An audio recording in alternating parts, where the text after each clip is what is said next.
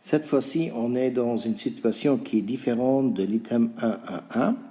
Cette fois-ci, on est dans la situation qu'on sait que deux grandeurs sont proportionnelles, qu'on l'a vérifié, et on voudrait ensuite trouver des grandeurs manquantes ou des mesures de grandeur manquantes en utilisant justement ce coefficient de proportionnalité et justement aussi en utilisant le calcul avec le tableur. Donc l'idée c'était de partir par exemple d'une situation assez concrète où j'ai d'un côté le prix de l'essence et le nombre de litres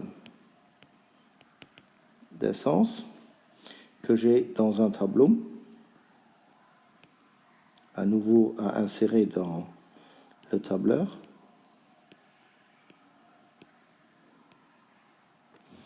Où j'ai là l'essence en litres, le prix en euros. J'ai ici 20 litres, j'ai 25 litres, j'ai 30 litres. Et là, j'ai donc 22 euros. Ici, j'ai 33 euros. Ici, quelque chose.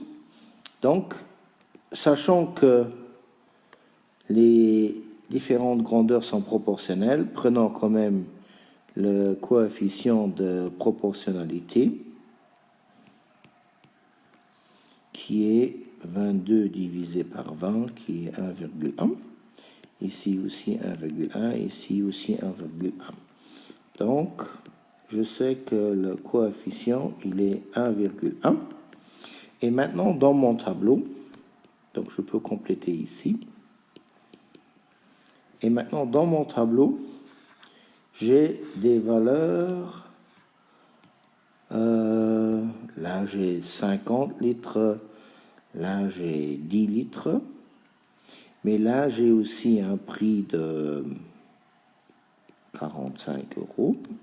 Et là, j'ai un autre prix de 60.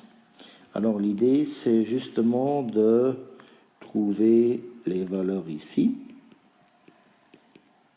et de les trouver à l'aide du coefficient de proportionnalité. Donc, il faudra travailler avec l'élève. Quel est le nombre qui doit rentrer dans cette colonne-là pour que ceci soit vrai? Et non pas uniquement le déterminer par le calcul, mais aussi le déterminer par la formule qu'on va utiliser plus tard. C'est-à-dire ici, on va dire qu'on doit mettre B, non, ça doit A, B, C, D, E, ça fait E2 que je multiplie par E4. Ici, de même F. Et là, il faudra déterminer la formule pour y arriver. Et il faut que finalement mettre en place cette réflexion-là lorsque je passe de haut en bas, je multiplie par le coefficient. Et lorsque je passe de bas en haut, je divise par le coefficient. On va appeler ça K.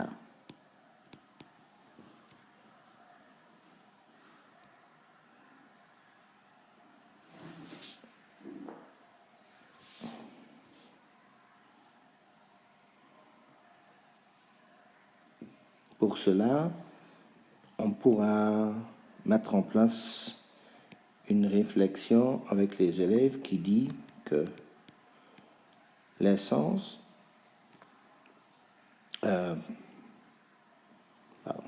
juste l'inverse, le prix divisé par l'essence est égal à K. Et donc se dire, mais comment est-ce que je transforme ceci? Ceci veut dire que le prix, c'est K fois l'essence, ce qui correspond à ce type de formule.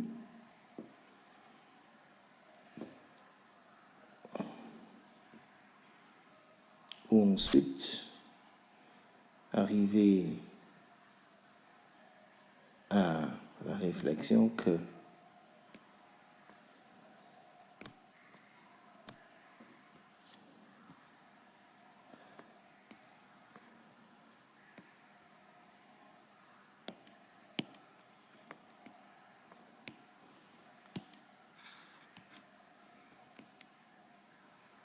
l'essence, c'est le prix divisé par K, et c'est cette formule qu'on utilise là.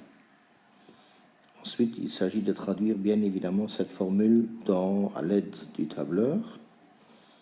Et après cela, il faudra mettre en place des variantes d'entraînement où à nouveau on va donner à l'élève des tableaux, où soit on lui donne le coefficient K, où il y a donc des cases vides, soit on ne donne pas le coefficient K, mais on prend une grandeur G1, une grandeur G2, on dit que G1 est proportionnel à G2, et donc c'est à l'élève de déterminer le coefficient de proportionnalité à partir d'au moins un exemple donné à l'avance, pour ici déduire K, et pour ensuite utiliser dans les différentes autres cas.